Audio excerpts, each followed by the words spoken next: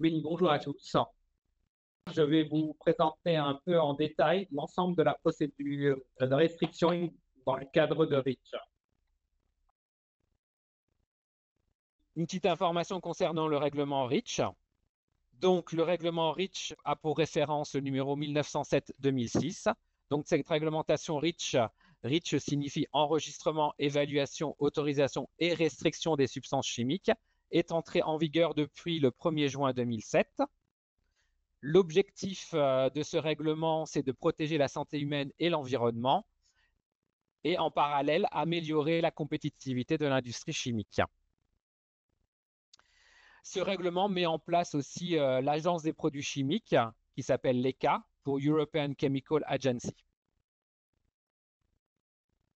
Le champ d'application de cette réglementation REACH, donc le règlement REACH s'applique à l'ensemble de l'Union européenne, c'est-à-dire aux 27 États membres, ainsi que les 3 États de l'espace économique européen, que sont la Norvège, l'Islande et le Liechtenstein. Dans le cadre de REACH, il existe des domaines d'application. Donc, ce qu'il faut savoir, c'est que REACH n'est pas applicable aux substances radioactives, aux substances mélangées articles en dépôt temporaire en zone franche, aux intermédiaires non isolés, au transport de substances et mélanges, aux déchets. Et il faut savoir aussi que les États membres peuvent prévoir certaines exemptions, notamment dans le cadre de la défense nationale. En ce qui concerne la mise en œuvre de ce règlement au Luxembourg, donc, au niveau du Luxembourg, la mise en œuvre de REACH s'est faite dans le cadre de la loi du 16 décembre 2011 qui concerne les modalités d'application et de sanctions relatives au règlement REACH et CLP, qu'on surnomme le paquet REACH. L'autorité compétente dans le cadre de la mise en œuvre au Luxembourg est le ministère responsable de l'environnement, l'administration compétente et l'administration de l'environnement. Il faut savoir aussi qu'il existe une coopération interadministrative entre différentes administrations du Luxembourg ou directions, dont notamment l'inspection du travail et des mines, l'ITM, la direction de la santé, l'administration de la gestion de l'eau, aussi tout ce qui concerne les douanes et les assises, et ainsi que l'Institut de normalisation dénommé l'ILNAS au Luxembourg. Et la mise en place aussi au niveau du Luxembourg d'un comité interministériel qui supervise l'ensemble de l'application de ces dérèglements, dont REACH. Au niveau du paquet REACH, donc le paquet REACH a été publié, lui, le 21 décembre 2011 au journal officiel du Grand-Duché du Luxembourg et il remplace l'ancien paquet REACH du 27 avril 2009. Il comprend 2 textes, dont notamment la loi du 16 décembre 2011 dont je viens de vous parler et aussi le règlement grand-ducal qui abroge le règlement sur les fiches de données de sécurité. Voilà pour le petit récapitulatif concernant la réglementation REACH. Maintenant que nous avons parlé des généralités concernant REACH, nous allons nous attarder plus particulièrement à l'ensemble de la procédure de restriction dans le cadre de REACH. Donc, concernant la procédure de restriction, avant d'entrer dans le détail, simplement pour vous donner un aperçu de l'ensemble des procédures qui existent au niveau de REACH, il existe une procédure qui concerne l'enregistrement pour toutes les substances supérieures à 1 tonne par an. Nous avons aussi toute une procédure concernant l'évaluation de ces substances. Nous avons une procédure concernant l'autorisation et ensuite une procédure spécifique à la restriction.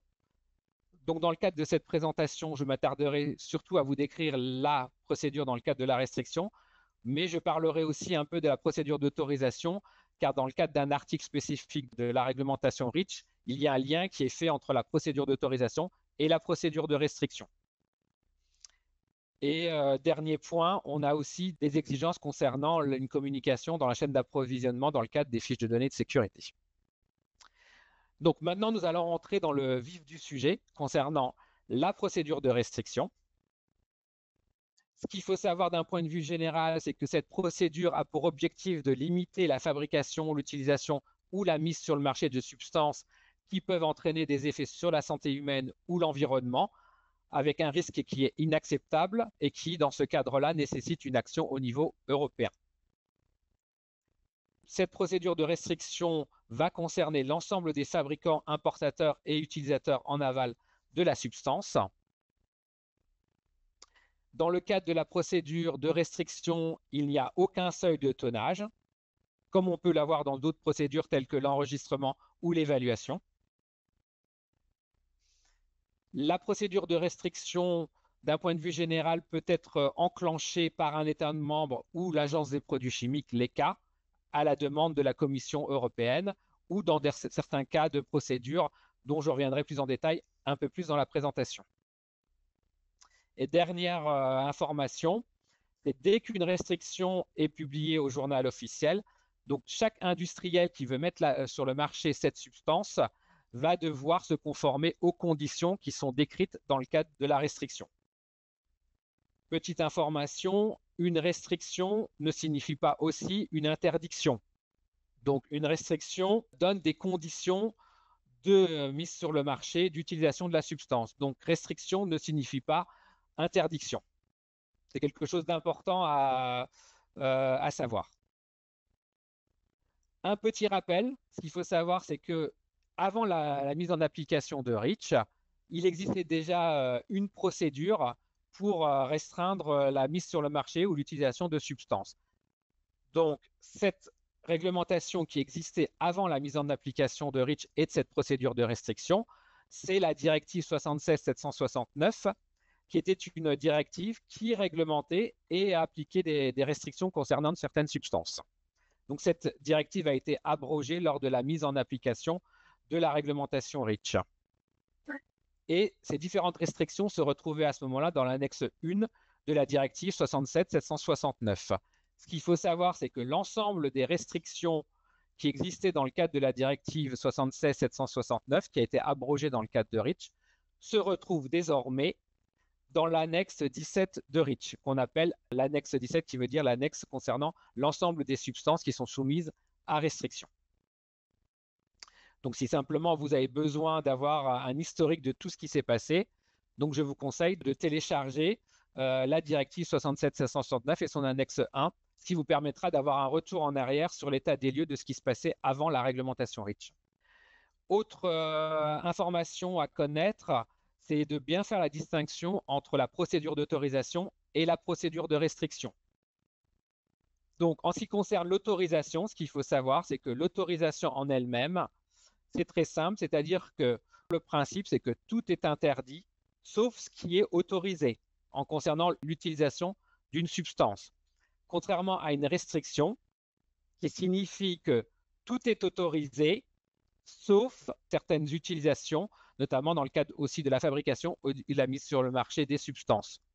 Petit point particulier entre la différence entre la restriction et l'autorisation, c'est que la restriction couvre aussi les articles importés, donc qui proviennent d'en dehors de l'Union européenne. Donc, en résumé, l'autorisation, c'est tout est interdit sauf. Une restriction, c'est tout est autorisé sauf.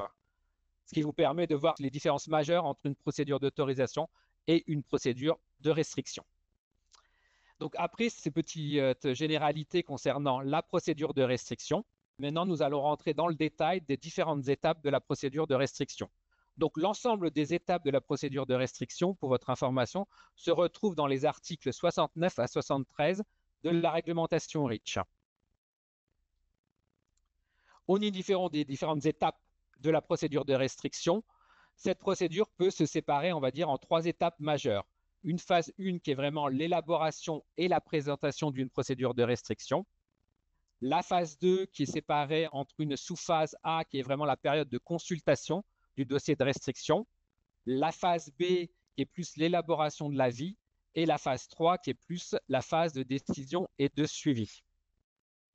Maintenant, nous allons nous attarder à décrire les différentes étapes. Donc, si on regarde la première étape, qui est la phase 1, qui concerne l'élaboration et la présentation d'une proposition de restriction, plusieurs sous-étapes sont nécessaires, notamment lancer le processus de restriction, notifier son intention de procéder à un dossier dans le cadre d'une restriction, une information disponible à l'ensemble des parties intéressées à travers un registre d'intention. Ensuite, la phase qui est la phase d'élaboration du dossier de restriction et ensuite la présentation et le contrôle de conformité afin de lancer le processus de consultation d'une restriction à l'ensemble des parties intéressées. Donc, si on regarde en détail la première phase, donc vraiment la première partie concernant le lancement du processus de restriction, Donc, vous pouvez voir qu'il existe différentes façons de lancer un dossier de restriction. Première chose importante, c'est que l'ensemble des acteurs qui peuvent lancer un processus de restriction sont à la fois l'Agence des produits chimiques, donc l'ECHA. Un État membre peut aussi, lui, lancer une procédure de restriction. La Commission européenne peut aussi lancer une procédure de restriction. En cas particulier, la Commission européenne demande à l'Agence des produits chimiques de l'ECHA d'élaborer un dossier de restriction. Donc, nous allons voir les différentes façons de pouvoir lancer le processus de restriction. Donc, ceci est gouverné par différents articles de la réglementation REACH, donc notamment les sous-articles qui sont dans l'article principal 69. Donc, vous avez l'article 69.4 qui, dans ce cas, permet à un État membre de commencer l'élaboration d'un dossier de restriction. Vous avez ensuite l'article 69.1 qui, lui, permet à la Commission de demander à l'Agence des produits chimiques de lancer un dossier de restriction. Vous avez ensuite la possibilité de l'Agence des produits chimiques dans le cadre de l'article 69.2. Et c'est là que le lien se fera entre l'autorisation et la restriction. Donc, je reviendrai plus en détail sur une diapositive plus précise sur ce processus qui permet à l'ECHA, dans le cadre de l'autorisation, au moment où on a la date d'expiration de l'utilisation d'une substance, à ce moment-là, l'ECHA peut entamer, suite à cette phase qu'on appelle la sunset date, la date d'expiration d'utilisation d'une substance dans le cadre de l'autorisation, peut à ce moment-là, sur base d'informations, s'orienter vers une phase de restriction si elle considère qu'il y a un risque concernant la substance qui peut être présente dans des articles qui sont mis sur le marché européen. Ensuite, vous avez l'article 68.2 qui permet à la Commission, dans le cadre de substances qui sont considérées comme cancérogènes, mutagènes ou toxiques pour la reproduction, d'entamer aussi un processus de dépôt de dossier de restriction. Donc, je reviendrai un peu plus tard sur cet article 68.2. Et ensuite, vous avez un dernier article qui permet à un État membre de prendre des mesures provisoires pour une substance qu'il considère comme étant à risque sur le marché et informe la Commission européenne. Je reviendrai aussi un peu plus en détail sur cet article. Donc, pour résumer, au niveau de la première étape, qui est vraiment le lancement du processus, c'est fait à la fois par l'Agence des produits chimiques, par la Commission européenne qui demande à l'Agence des produits chimiques de lancer un dossier de restriction ou un État membre qui décide de lancer une procédure de restriction. Si on revient sur l'article 69.2, donc cet article 69.2 fait vraiment le lien entre la procédure d'autorisation d'une substance et la procédure de restriction.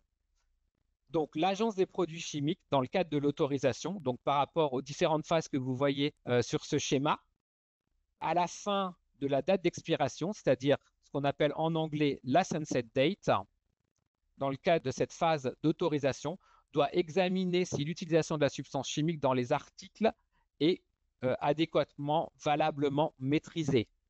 Donc, si lors de cette phase de documentation, l'ECHA considère que la substance qui est présente dans un article n'est pas valablement maîtrisée, à ce moment-là, l'ECHA élabore un dossier annexe 15. Donc, c'est un dossier qui va lui permettre de lancer le processus de restriction. Et suite à ça, toute la procédure normale liée aux articles 69 à 73 s'applique.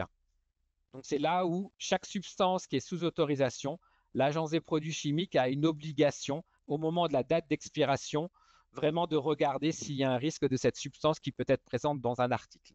Et à ce moment-là, lancer une procédure de restriction. Donc ça, c'est dans le cadre de l'article 69.2, dans le cadre de la réglementation REACH. Donc là, je vous ai mis pour votre information un ensemble d'exemples de substances qui ont été évaluées pour un possible dépôt de dossier de restriction. Ces informations-là, vous avez deux sources. Dans le cadre de la stratégie au niveau de la Commission européenne pour le développement durable, vous avez eu une obligation de la Commission européenne qui doit mettre en place une carte, une roadmap en ce qui concerne les restrictions pour chaque substance. Donc là, dans le cadre très spécifique, vous voyez pour les fameuses substances phtalates, vous voyez qu'il y a eu une demande et à ce moment-là, il y a eu un risque qui a été identifié au niveau des articles qui contenaient ces substances phtalates, d'où la nécessité d'une restriction qui a été mise en place. Ce type d'informations concernant les substances qui ont suivi ce processus de l'article 69.2, vous pouvez aussi les retrouver sur le site web de l'Agence des produits chimiques de l'ECHA. Je vous ai mis le lien, donc tout ce qui est activité achevée par les cas sur les restrictions. Donc, lorsque vous aurez la présentation, vous aurez le lien directement pour aller voir cette liste de substances qui ont été évaluées et qui ont pu être sous la demande d'une procédure de restriction dans le cadre de l'article 69.2. Donc là, vous avez un lien pour voir aussi l'ensemble des substances qui ont été mises sous l'article 69.2. En ce qui concerne l'article 68.2, donc c'est une procédure simplifiée pour la Commission européenne. Dans le cadre de l'article 68.2, toute la procédure qui est décrite dans la réglementation REACH, la procédure de restriction qui est décrite de l'article 69 à 73 ne s'applique pas. Et donc, on peut avoir une accélération de la procédure de restriction. Mais cette restriction ne concerne que les substances qui sont classées cancérogènes, mutagènes et toxiques pour la reproduction de catégorie 1A ou 1B et dont l'utilisation est possible par les consommateurs. À ce moment-là, la Commission, dans le cadre de l'article 68.2, peut appliquer une procédure de restriction qui sera beaucoup plus rapide que la procédure normale qui est décrite dans les articles 69 à 73. Ensuite, nous avons l'article 129 qui est la clause de sauvegarde. Cette clause de sauvegarde est mise en place par un État membre qui considère qu'il y a un risque par rapport à une substance. Elle entame l'article 129, donc la clause de sauvegarde. Elle fait part de cette information à la Commission européenne qui doit lui donner une décision dans les 60 jours à partir du moment où la Commission est informée par rapport à la nécessité d'entamer une procédure de restriction. Donc pour votre information, cette clause de sauvegarde, donc l'article 129, actuellement a été utilisée 2 fois par la France en 2013 et par la France en 2019.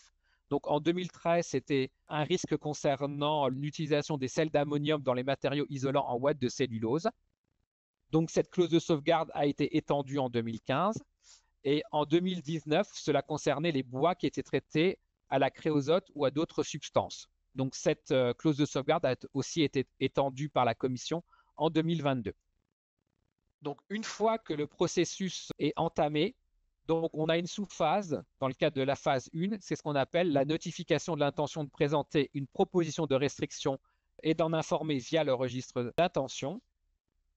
Donc, cette obligation, c'est lorsque un État membre conclut qu'il y a un risque, à ce moment-là, ils ont une obligation de communiquer 12 mois avant la présentation du dossier qu'ils ont une intention de mettre une substance dans le cadre d'une procédure de restriction. Donc, cette procédure générale, donc c'est 12 mois. Et dans le cadre de l'article 129, donc si une clause de sauvegarde est introduite, à ce moment-là, les États membres doivent présenter le dossier non pas au bout de 12 mois, mais au bout de 3 mois. Et toutes ces intentions de mettre une substance sous procédure de restriction doivent être communiquées dans ce qu'on appelle le registre d'intention, qui est disponible à l'ensemble des parties intéressées, qui permet à chaque partie intéressée de savoir quel est le statut d'une substance. Est-ce qu'une substance a été proposée pour être sous restriction, est disponible dans le registre d'intention. Donc, je vous ai mis le lien dans la présentation qui va vous permettre aussi d'avoir une vue sur l'ensemble des substances qui ont été proposées pour être soumises à restriction. Ce qu'il faut savoir aussi, c'est que l'Agence des produits chimiques, afin de pouvoir réguler le processus, d'avoir une efficacité la plus importante concernant le traitement des dossiers de restriction, met à disposition aussi un échéancier. Et là, je vous ai mis sous date de soumission ce que l'Agence des produits chimiques a communiqué en termes de délai concernant les différents dépôts de dossiers de restriction. Donc là, vous pourrez avoir l'ensemble des dates qui ont été mises à disposition par l'Agence des produits chimiques. Donc cette phase-là, notamment, le plus important, c'est de savoir que pour être informé si une substance va être présentée dans le cadre d'un dossier de restriction, à ce moment-là, je vous conseille fortement d'aller voir assez régulièrement dans le registre d'intention pour pouvoir identifier une substance pour laquelle vous seriez impacté dans le cadre de vos activités industrielles. Ensuite, dans le cadre de la phase 1, il y a toute la partie qui concerne vraiment l'Agence des produits chimiques ou les États membres qui vont, à travers le dossier annexe 15, proposer une restriction. Donc, juste pour votre information, l'élaboration, comme je viens de le dire, c'est l'Agence des produits chimiques, l'ECHA, ou c'est l'État membre qui procède à l'élaboration du dossier de restriction. Ce qu'il faut savoir, c'est que le dossier de restriction doit contenir des informations sur les dangers et sur les risques, et aussi une justification de la mise en place de restrictions nécessaires à l'échelle de l'Union européenne. Et point très important, c'est qu'il faut savoir aussi, c'est que ce dossier doit démontrer que la restriction est la mesure la plus appropriée dans le cadre de la gestion des risques concernant une substance. Et ce dossier peut aussi inclure également une analyse des impacts socio-économiques. Et dans le cas de toute cette élaboration du dossier, il faut savoir que si c'est un État membre, par exemple, qui dépose un dossier concernant une demande de restriction, donc ce qu'on appelle un dossier annexe 15, dans le cas d'une restriction, à ce moment-là, les cas où les autres États membres peuvent aussi contribuer et apporter leur support technique à l'État membre qui sera lui en train d'élaborer le dossier annexe 15 restriction. Ensuite, lorsque ce dossier est complet, ce dossier est transmis par l'État membre ou par l'Agence des produits chimiques, selon que ce soit l'État membre ou l'Agence des produits chimiques qui dépose le dossier de restriction. Et à ce moment-là, le dossier est soumis à un contrôle de vérification par rapport à la conformité dans le cadre de la réglementation REACH. Donc, c'est ce que je vous ai encadré en rouge. Dès que le dossier est déposé, dans le cadre des deux comités de l'Agence des produits chimiques, que sont le RAC, qui est le comité d'évaluation des risques, et le STEAC, qui est le comité d'analyse socio-économique, aux 30 jours pour vérifier la conformité du dossier de restriction déposé par un État membre ou par l'Agence des produits chimiques. Donc là, on a bien une intervention des deux comités, RAC et SEAC. Et dès que le dossier est constitué et conforme à l'ensemble des exigences de la réglementation REACH, la procédure de consultation peut être commencée. Ce qu'il faut savoir aussi, c'est que dans le cadre de ce processus, un État membre aura le support technique aussi de l'Agence des produits chimiques, d'un point de vue scientifique, technique et réglementaire. Donc voilà pour la phase 1, qui est composée de plusieurs différentes phases. C'est vraiment tout ce qui concerne l'élaboration, la présentation et la proposition de restriction. Ce qu'il faut savoir, c'est que la procédure peut être en résumé lancée par un État membre, par la Commission européenne en le demandant à l'Agence des produits chimiques ou par l'Agence des produits chimiques dans le cadre d'un risque identifié par rapport à l'utilisation d'une substance qui pourrait être présente dans un article. Ensuite, concernant la phase numéro 2, donc qui est la phase de consultation, la 2A, donc cette phase de consultation commence d'abord par une consultation sur le rapport de restriction. Ce qu'il faut savoir, c'est que lorsque le dossier est conforme, l'Agence des produits chimiques met à disposition le dossier sur son site internet, met à disposition le dossier de restriction et à partir de là, toutes les parties intéressées ont 6 mois pour envoyer l'ensemble de leurs commentaires concernant le dossier de restriction. Concernant le projet d'avis du CEAC, donc le comité d'analyse socio-économique, à ce moment-là, dès qu'il est disponible, toutes les parties intéressées aussi ont 60 jours pour émettre tout commentaire concernant le projet d'avis du comité d'analyse socio-économique. Donc tout ça, ça concerne la phase de consultation. Concernant l'élaboration de l'avis, donc la phase 2B, dans le cadre de cette élaboration de l'avis, donc quand on parle élaboration de l'avis, on parle de l'avis concernant le RAC, donc le comité d'évaluation des risques, et le CEAC, le comité d'analyse socio-économique. Et ça implique aussi tout ce qui est le conseil du forum. Donc, l'avis du comité d'évaluation des risques, donc le RAC. Le RAC, c'est l'équivalent en français de ce qu'on appelle le CER, mais je pense que vous êtes plus habitué à entendre le mot RAC. Donc, dès que le dossier est conforme et que la phase de consultation est entamée, que l'ensemble des parties intéressées peuvent donner des commentaires sur le dossier de restriction, à partir de ce moment-là, le RAC a 9 mois pour émettre un avis sur le dossier de restriction. À partir de ce moment-là, en ce qui concerne le dossier de restriction, le comité CEAC a 9 mois pour élaborer un projet d'avis. Donc, et à partir de ce projet d'avis qui sera consultable et mis en place sur le site de l'Agence des produits chimiques, à ce moment-là, toutes les parties intéressées, comme dit tout à l'heure dans le cadre de la consultation, auront 60 jours pour émettre des commentaires concernant cet avis du CEAC. Et le CEAC aura l'obligation de prendre en compte tous les commentaires. Et au bout de 12 mois, le CEAC devra passer de son projet d'avis à un avis concernant le dossier de restriction. Donc cette phase-là, en général, dure 12 mois. Mais ce qu'il faut savoir, c'est que cette période peut être étendue à 3 mois de plus, notamment si l'avis du comité d'évaluation des risques diffère de façon sensible par rapport à ce qui est proposé dans le cadre du dossier de restriction, à ce moment-là, la phase qui concerne l'élaboration de l'avis du comité d'analyse socio-économique peut être étendue de 3 mois supplémentaires. Donc, une fois que le dossier a été élaboré, que les avis du RAC et du SEAC sont disponibles et que l'ensemble des commentaires émis sur l'avis du RAC et la proposition d'avis du SEAC ont été pris en compte, une fois que l'ensemble de ces étapes, on passe à la dernière étape, qui est la phase numéro 3, qui est l'avis, la décision et le suivi du dossier de restriction par rapport à l'avis du RAC et par rapport à l'avis du SEAC concernant le dossier de restriction. Donc cette phase 3 consiste notamment lorsque la Commission européenne reçoit l'avis définitif du RAC et du SEAC, la Commission a 3 mois à partir de ce moment-là pour élaborer une proposition de modification de la restriction, ce qu'on surnomme souvent une modification de l'annexe 17 qui contient, dans le cadre de REACH, l'ensemble des restrictions concernant une substance ou un groupe de substances.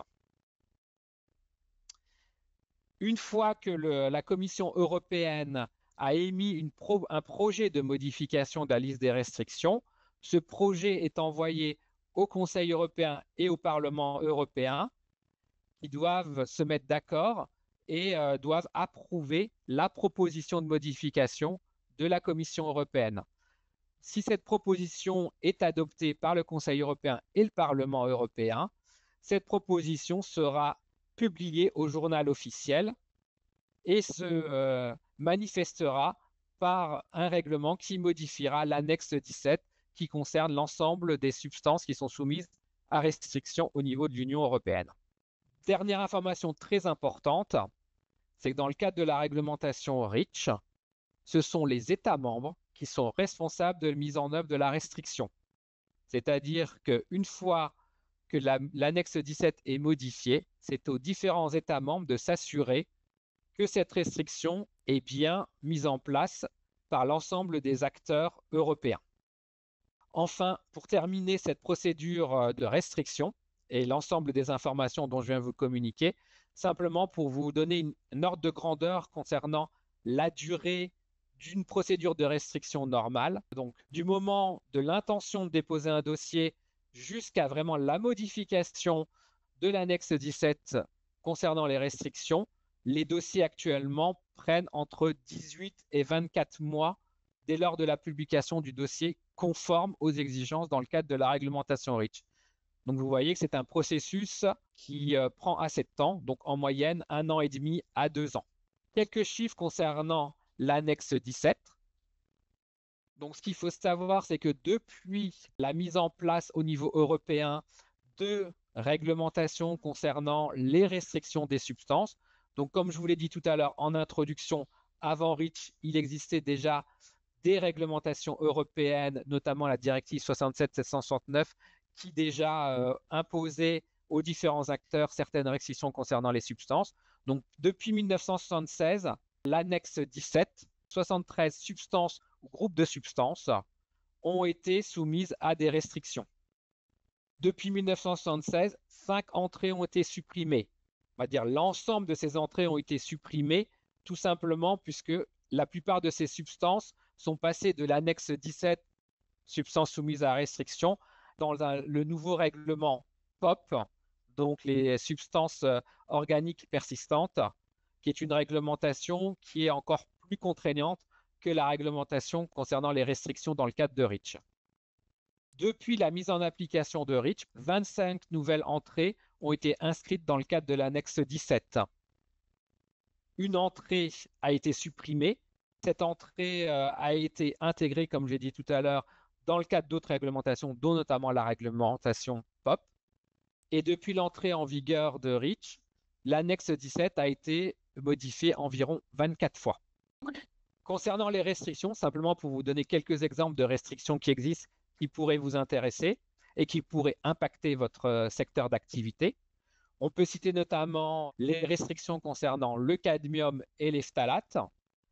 Donc, pour votre information, ces 2 restrictions concernant le cadmium et les phtalates seront traitées dans les prochains webinaires On peut citer aussi l'entrée 75 de cette annexe 17 concernant les restrictions des substances qui sont utilisées dans le cadre des encres de tatouage.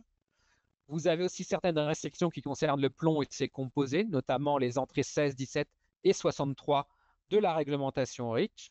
Vous avez aussi l'entrée 78 qui concerne les restrictions concernant les microplastiques.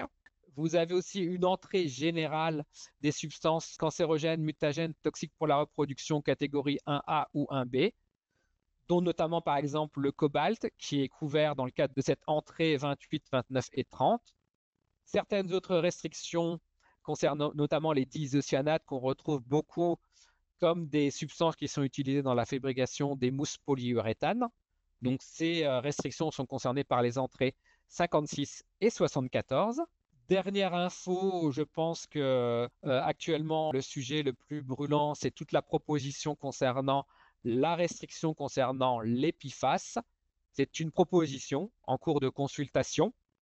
Donc, je vous invite à aller sur le site de l'Agence des produits chimiques ou sur notre site reach.lu pour obtenir des informations complémentaires vu la situation concernant cette proposition de restriction concernant les substances PFAS, donc substances per- et polyfluoroalkylées.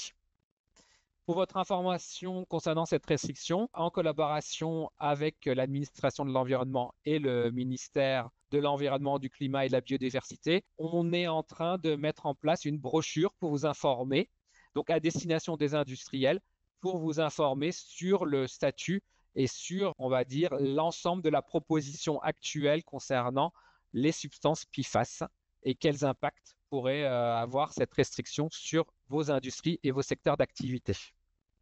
Donc maintenant, nous allons passer par rapport aux contrôles qui sont effectués par les autorités nationales.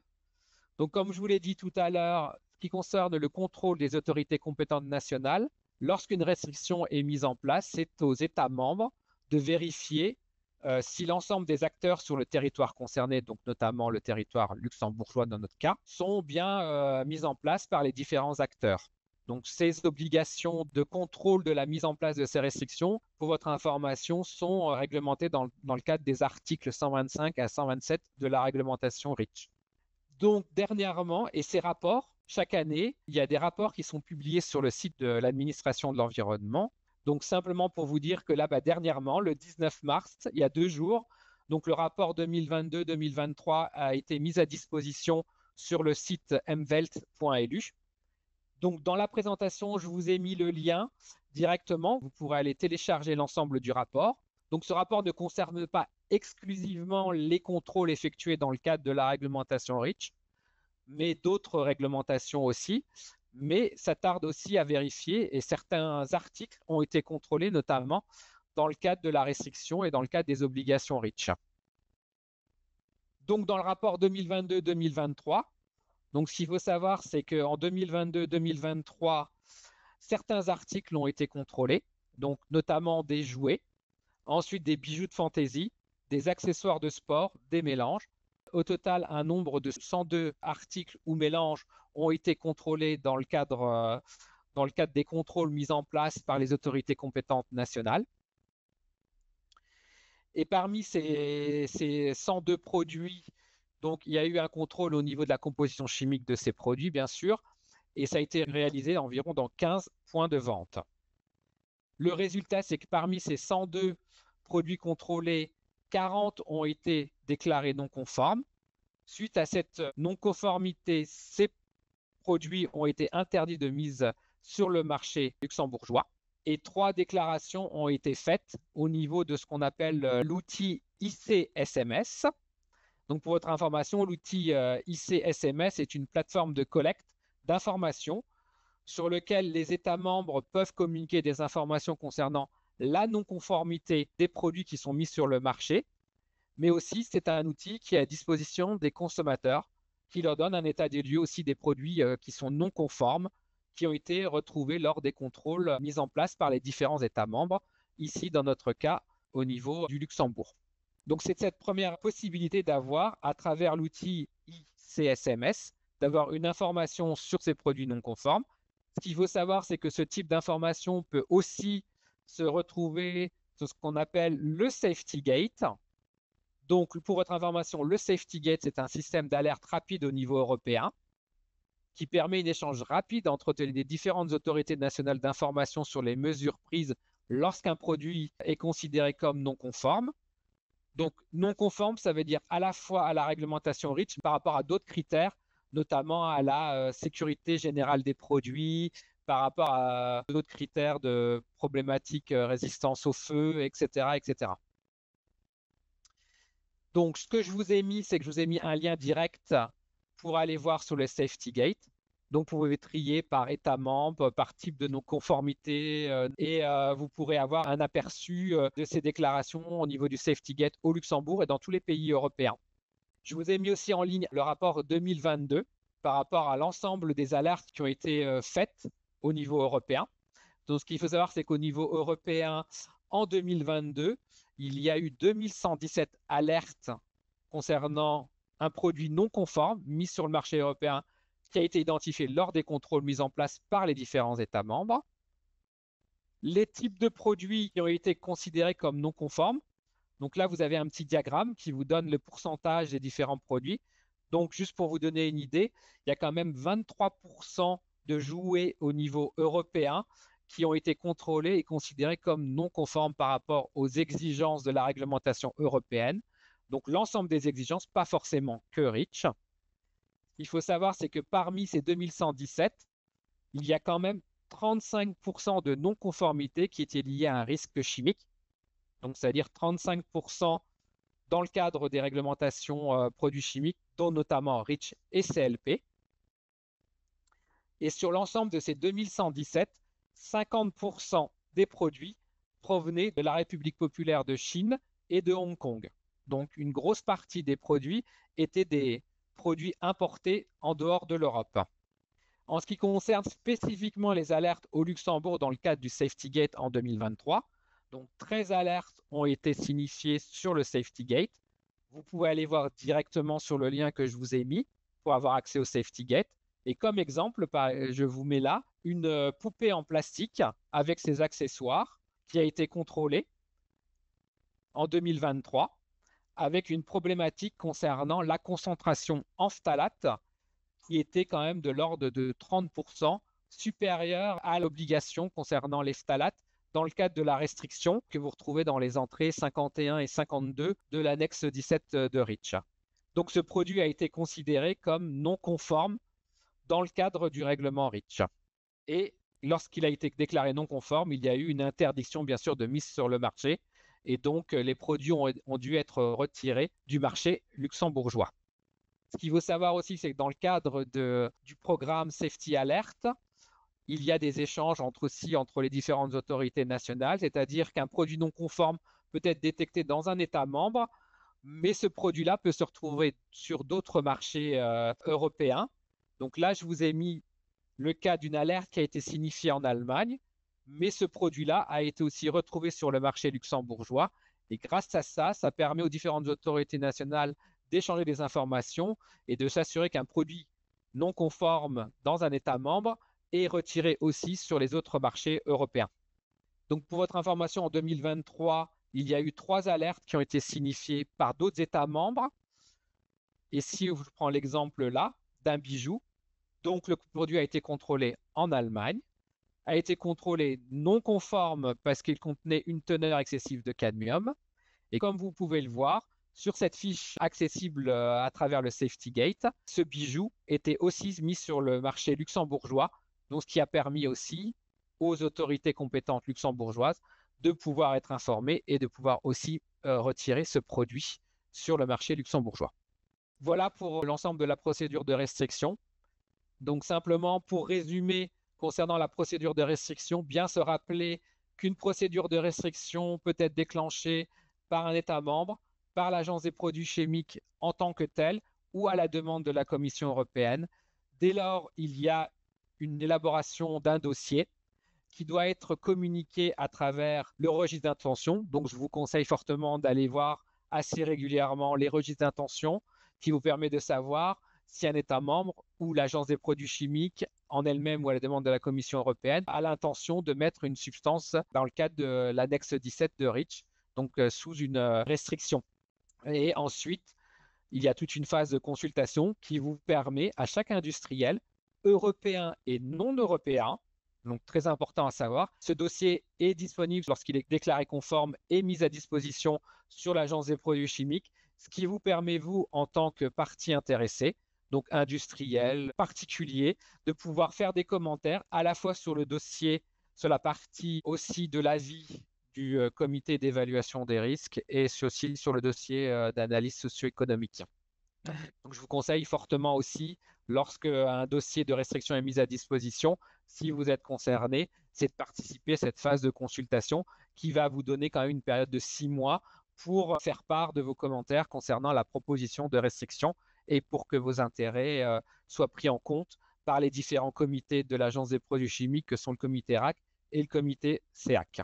Et ne pas oublier aussi que vous avez maintenant des possibilités d'identifier certains produits non conformes à travers 2 plateformes que sont l'IC SMS et aussi le Safety Gate, puisque ces informations sont disponibles à tout à chacun. Donc, en tant que simple consommateur, en tant qu'industriel, vous pouvez aller vérifier si certains produits ont été contrôlés et sont non conformes par rapport aux exigences au niveau de l'Union européenne. Voilà, je vous remercie de votre attention.